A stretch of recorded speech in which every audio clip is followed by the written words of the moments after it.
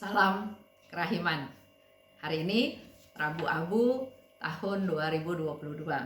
Saya mau ajak Bapak Ibu untuk membaca dari diary 1035 dengan judul Koronka untuk yang sekarat.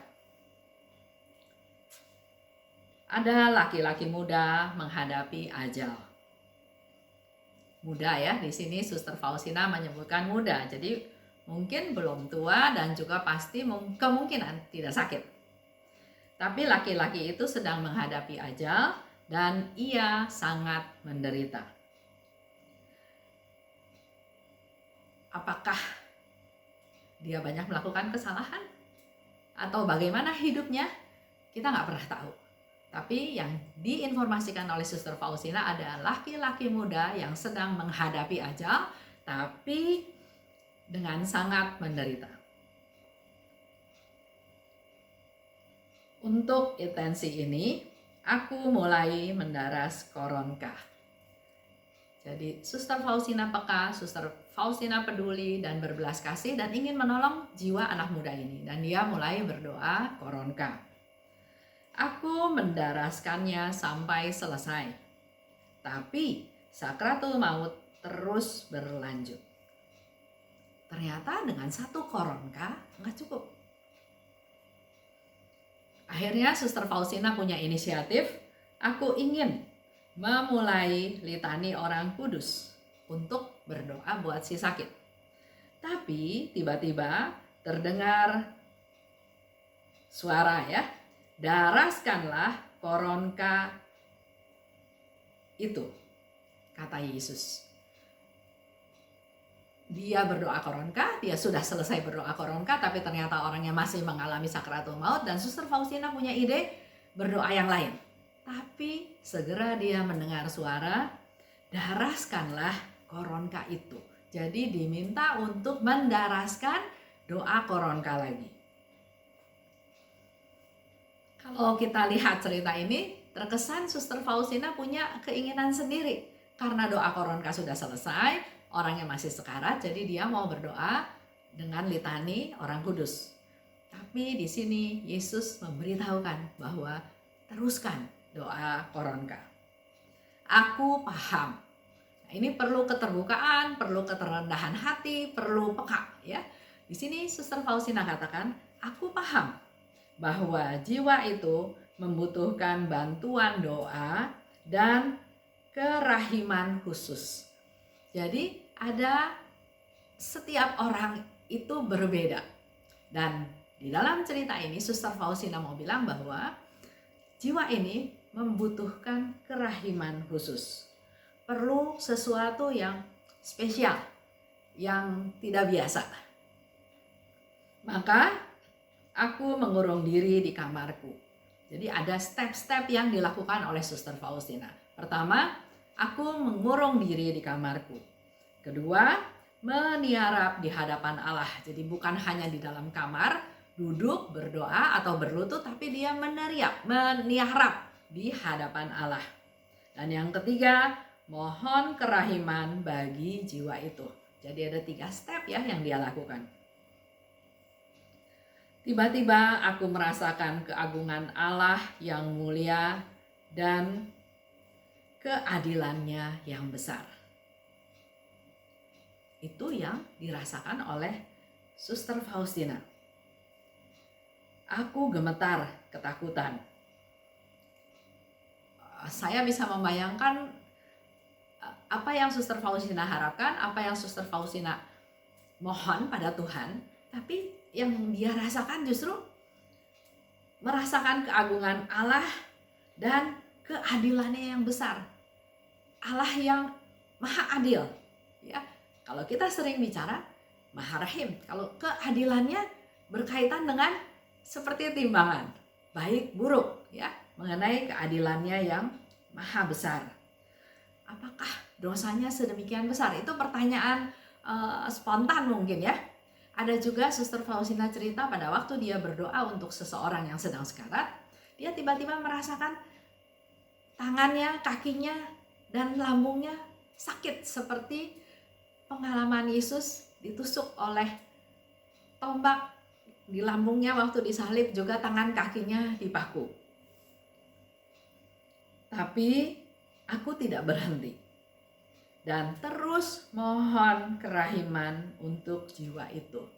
Jadi walaupun mengalami hal yang tadi ya, merasakan Allah yang begitu besar keadilannya, ini bicara keadilan, bukan bicara kerahiman ya. Bahkan Suster Faustina pun sampai gemetar, karena mungkin tidak seimbang antara perbuatan baik dan perbuatan tidak baiknya ya. Tapi di sini yang menjadi satu hal menguatkan kita semua, memberikan satu informasi kepada kita, aku tidak berhenti memohon kerahiman untuk jiwa itu. Jadi walaupun Suster Faustina gemetar ketakutan, tapi tetap dia fokusnya mau menolong jiwa tersebut. Ada satu teman cerita, dia juga sama berdoa untuk temannya, untuk saudaranya, untuk orang yang sedang sekarat. Tapi dia cerita gini, saya sering doa untuk mereka yang sudah meninggal. Tapi saya merasa bukannya saya makin ringan, tapi saya merasa makin terbeban karena kayaknya makin banyak yang minta saya doakan karena mereka sudah meninggal, karena mereka tahu saya pendoa. Nah, karena hal itu saya nggak mau jadi beban lagi, saya nggak mau doa lagi. Beda dengan Suster Faustina. Walaupun dia katakan, aku gemetar ketakutan, tapi aku tidak berhenti mohon kerahiman. Jadi ketakutan, sesuatu yang menakutkan Suster Faustina juga ya, gemetar ketakutan itu tidak menghalangi, tidak memberhentikan dia untuk terus melakukan hal-hal yang baik untuk orang lain. Ini menjadi satu hal yang juga pendorong buat kita untuk dalam hal berbuat baik. Enggak semuanya lancar, mungkin ada halangan, ada rintangan, tapi Suster Faustina hari ini kasih tahu, aku tetap mohon kepada Tuhan untuk memberikan kerahimannya untuk jiwa tersebut. Kemudian aku melepaskan salib yang tergantung di dadaku, yang aku terima ketika aku mengikrarkan kaul-kaulku. Step yang keempat ya, dia mengeluarkan salib. Dia pasang salib pada waktu dia menerima kaul kekal. Nah, dia pakai salib itu dan aku meletakkan pada dada orang yang menghadapi ajal itu. Dan keenam, aku berkata kepada Tuhan, berdoa, mohon pada Tuhan ya, Yesus, pandanglah jiwa ini dengan cinta yang sama dengan cintamu ketika engkau memandang persembahanku pada hari kaul kekalku. Jadi itu permohonan Suster Faustina yang sungguh-sungguh ya, terbukti kesungguhannya. Karena dia katakan, berilah cinta kepada si jiwa ini seperti engkau memandang aku pada waktu aku melakukan kaul kekal.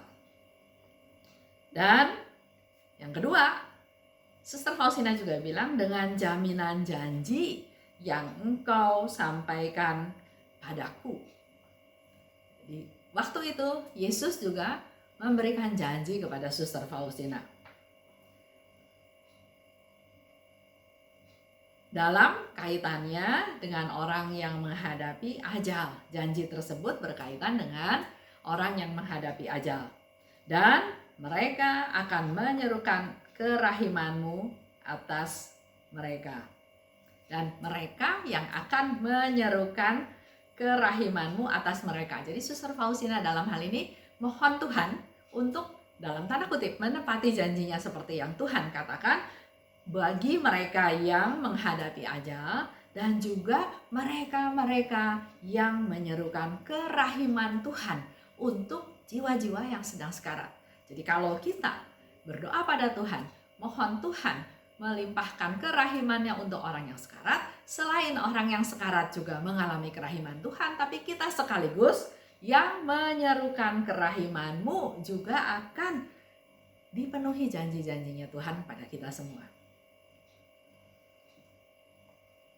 Dan permintaan Suster Faustina adalah, berilah orang ini rahmat untuk mati bahagia. Kematian itu berbagai macam cara, berbagai macam cerita yang kita tahu ya. Apalagi dengan masa pandemi seperti sekarang ini. Begitu banyak variasi tentang bagaimana orang meninggal. Nah, saya mau cerita satu hal. Kalau tadi di awal Suster Faustina cerita seorang muda yang sedang sekarat, sedang menderita luar biasa, saya mendapat satu cerita dari teman sekomunitas. Dia seorang ibu yang sangat sederhana. Dia mempunyai anak laki-laki, mungkin umurnya sekitar 21, 22, sudah lulus kuliah, sudah bekerja. Ternyata sakit, ya sakit yang biasa ya, sakit yang biasa. Jadi kami anggota komunitas ya karena masa pandemi jadi nggak bisa ketemu, jadi paling kita cuma memonitor, tanya sakit apa, terus kita berusaha memberikan obat-obatan yang mungkin diperlukan. Dan memang mendengar kabar dari dia, sakitnya mereda. Tadinya batuk-batuk terus katanya ya, sakitnya mereda. Tapi ternyata beberapa hari kemudian dikabarin lagi belum sembuh, sakitnya kayaknya semakin parah. Jadi kami menganjurkan untuk dia ke rumah sakit aja, karena kemungkinan bisa aja ya karena COVID. Tapi setelah diperiksa ternyata bukan, katanya gitu. Ya sudah. Tapi karena kita melihat kondisinya melalui foto ya, melalui WhatsApp, kelihatannya parah. Jadi sebaiknya dibawa ke rumah sakit gitu. Tapi akhirnya dalam waktu hitungan hari, 1-2 hari, mendengar kabar meninggal.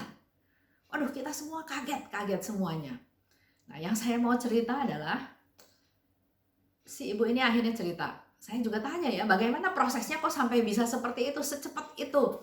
Anaknya masih muda, sehat, nggak ada sakit, dan juga bukan COVID.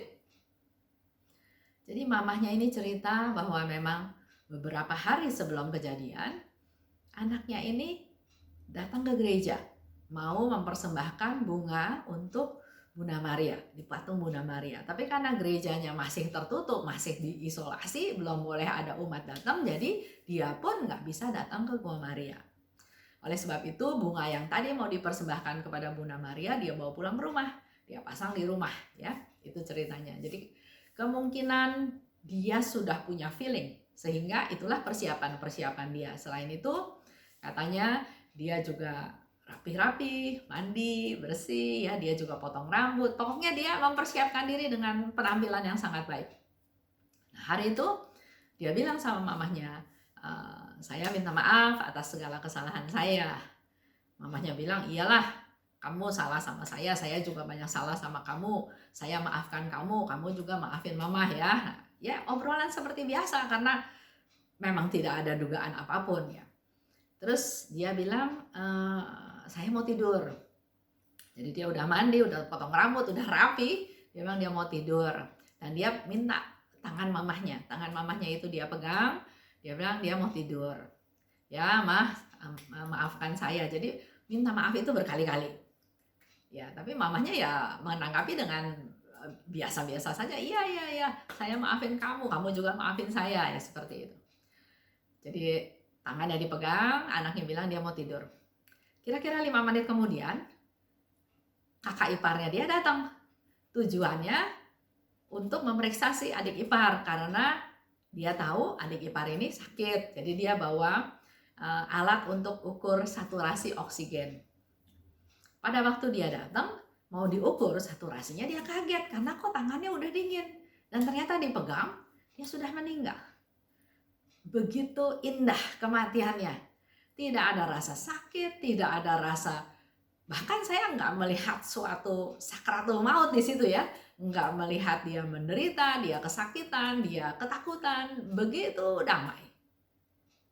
Dia pulang dengan sangat damai, sampai mamahnya sendiri juga nggak tahu bahwa anaknya sudah meninggal. Jadi dia pun kaget, ya luar biasa kaget, karena anaknya bilang mau tidur kok tiba-tiba sudah meninggal dan tidak ada tanda-tanda sama sekali. Tapi pada waktu mamahnya mencoba mengulang kejadian beberapa hari lalu, baru dia ingat lagi bahwa ya itulah, anaknya sudah melakukan persiapan. Pergi ke Gua Maria, beli bunga, merapihkan diri. Bahkan sebelum itu dia sudah membereskan rumahnya, supaya mamahnya punya rumah yang lebih layak dan juga kalau hujan nggak kebanjiran. Itu luar biasa. Itu kematian yang sungguh-sungguh luar biasa. Nah, itu salah satu contoh cerita dibandingkan dengan apa yang di-sharingkan oleh Suster Faustina di 10:35. Beda lagi ya. Ya itulah kehidupan kita juga nggak tahu bagaimana nanti saat terakhir kita. Tapi yang mau saya katakan di sini adalah bahwa Suster Faustina melakukan sesuatu untuk orang yang butuh didoakan. Dan dengan segala macam hal yang dia lakukan, kalau tadi Bapak Ibu perhatikan ada 6 step yang dia lakukan dan dia minta 2 hal kepada Yesus. Akhirnya penderitaannya serta-merta berhenti. Dan ia meninggal dalam damai. Kita butuh berperan untuk membantu jiwa-jiwa yang sedang sekarat. Dengan berdoa, dengan peduli pada mereka, sangat membantu. Buktinya kita bisa tahu dari cerita Suster Faustina ya, dengan segala macam yang dia lakukan, akhirnya penderitaannya serta-merta berhenti dan ia meninggal dengan damai. Buat kita semua yang masih hidup, kita punya tugas. 1, betapa kita harus banyak berdoa untuk orang yang menghadapi ajal. Oleh sebab itu saya ajak Bapak Ibu untuk mempersembahkan doa-doa kita selama masa Prapaskah ini. Berdoa buat yang sekarat. Setiap hari berdoa untuk yang sekarat. Dan kedua, marilah kita memanfaatkan kerahiman sementara masih ada waktu untuk kerahiman. Doa untuk yang sekarat bisa kita lakukan tadi seperti saya bilang, berdoa koronka. Ada di dalam cerita dari Faustina, Suster Faustina belum selesai berdoa koronka, ternyata orang itu sudah meninggal dengan damai. Tapi ada juga sudah berdoa koronka selesai, dia masih dalam keadaan sekarat. Dan Suster Faustina juga pernah cerita, dia berdoa koronka terus-menerus sampai dia merasa damai. Artinya si yang sekarat pun sudah pulang dengan damai. Berdoa koronka usahakan di samping yang sekarat. Seperti janjinya Tuhan, kalau engkau mendoakan doa koronka di samping yang sekarat, maka aku akan hadir. Bukan sebagai hakim yang adil, tapi sebagai Tuhan yang maha rahim. Tapi kalau nggak bisa, apalagi masa sekarang, berjauhan pun nggak apa-apa. Karena nanti Suster Faustina akan sharing, bahkan berjarak ratusan kilometer pun Suster Faustina tahu siapa yang sedang sekarat dan dia berdoa buat orang-orang tersebut. Karena doa tidak mengenal batas, nggak mengenal jarak. Dan dalam berdoa untuk yang sekarat, kita perlu kesungguhan, perlu ketulusan. Yang kelima, perlu menolong mereka. Kalau mereka bisa ditolong, maka kita perlu menolong mereka. Memanfaatkan waktu kerahiman. Seperti tadi Suster Faustina bilang, dia merasakan kehadiran Allah dengan keadilannya yang besar. Sehingga dia gemetar ketakutan karena nggak ada satu orang pun yang bisa berhadapan dengan Allah yang maha adil. Dan sekarang masa kerahiman. Bersukacitalah, berbahagialah kalau kita bisa berhadapan dengan Allah yang maha rahim. Semakin rajin berdoa koronka untuk yang sekarat, untuk yang sakit, untuk yang mungkin mengalami kecelakaan, untuk yang kena bencana alam atau apapun, Tuhan pasti senang. Karena doa koronka adalah doa yang memang diajarkan oleh Yesus sendiri kepada Suster Faustina untuk kita praktekkan. Daraskanlah koronka sesering mungkin. Itu permintaan dari Yesus. Itu aja untuk hari ini. Terima kasih. Salam kerahiman.